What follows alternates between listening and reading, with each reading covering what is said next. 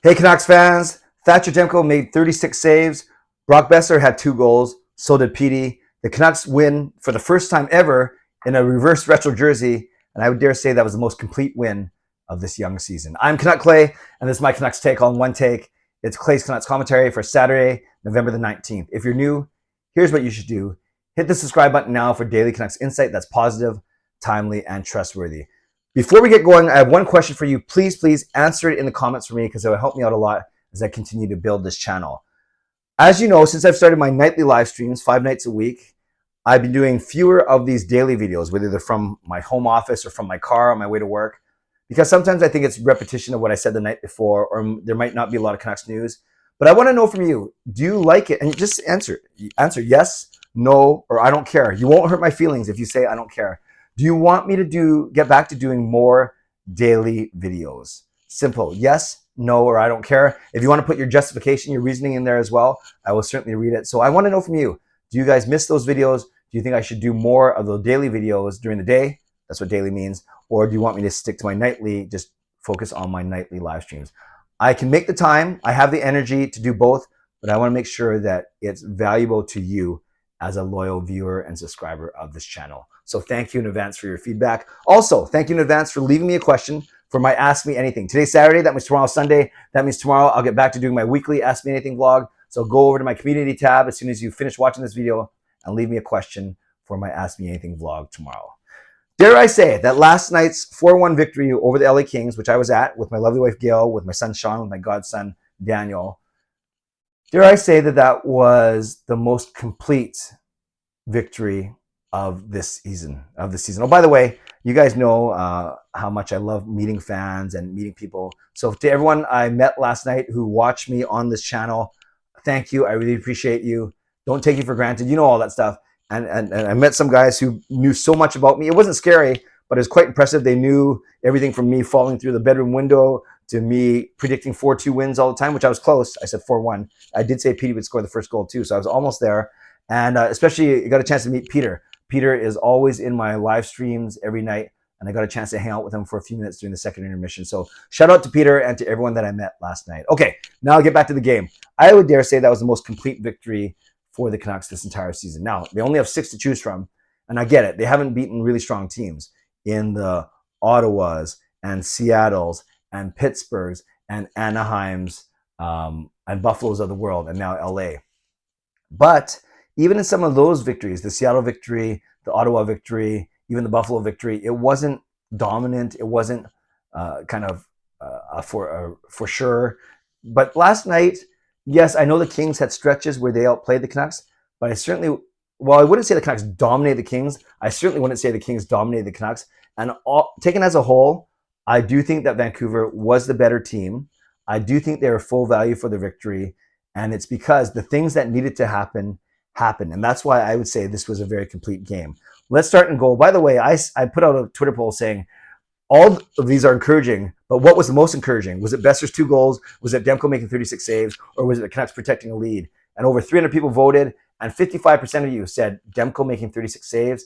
Then 25% said Canucks protecting a lead, and then only 20% said Boeser scoring twice, which I actually thought would do a little bit higher. So let's talk about each of those 3 things among our talk about the game last night. So Thatcher Demko, only his 2nd win of the season, 36 saves. The only goal to beat him was a deflection they had no chance on. Overall, solid. Made some really, really good saves, especially at the end of the first, started the second, where the Kings were picking up a little bit. And he looked like, dare I say, the Demko of old. He said in the post-game press conference or interviews that he had a good day of practice, that he was ready for a good game today. So I thought he was excellent. Making some great saves on some cross-ice passes. The Canucks still let a few of those go through. And really, really strong and focused on the scrambles, despite what Drew Doughty might say. So overall, an excellent performance by Thatcher Demko, making 36 of 37 saves. Brock Boeser, so good to see him score his goals. Now, both of them were from the exact same spot at the crease, basically on the goalie's left. The first one, a deflection off a beautiful JT Miller slap pass, or I don't know, slap pass, just a really hard pass. And the second one, a deflection off of Sheldon Dry's goal. Both of them showing Boeser's willingness to get to the net, which is really, really good. I think just like where Hsmfangirl always scores from there, especially on the power play, So does Boeser. So it was really great to see Boeser have a really good game.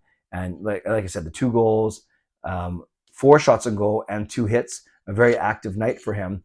And, you know, I know we've been saying, well, how come he hasn't scored yet? He was kind of slow start the season. Boeser's quietly put up 11 points in 12 games.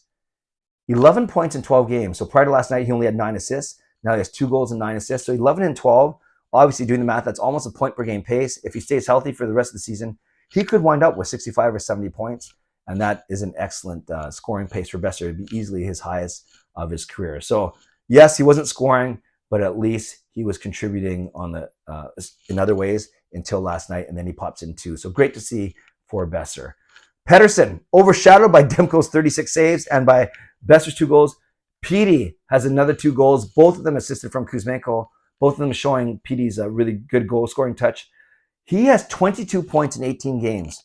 22 and 18, that's obviously more than a point per game. I predicted he would get between 85 and 90 points. That could be very, very realistic. Maybe he even crests 90, but Petey is playing like a superstar right now, and it is so awesome to see. So Petey had 2, Boeser had 2, Demko made 36 saves. Just looking at what else stands out to me from the stat line, I thought Hsmfangirl was, with his 2 assists, both to Petey, was really engaged last night. And Quinn Hughes, another 2 assists. You talk about being overshadowed or quietly putting up points. Hughes has only played 14 games. He missed 4.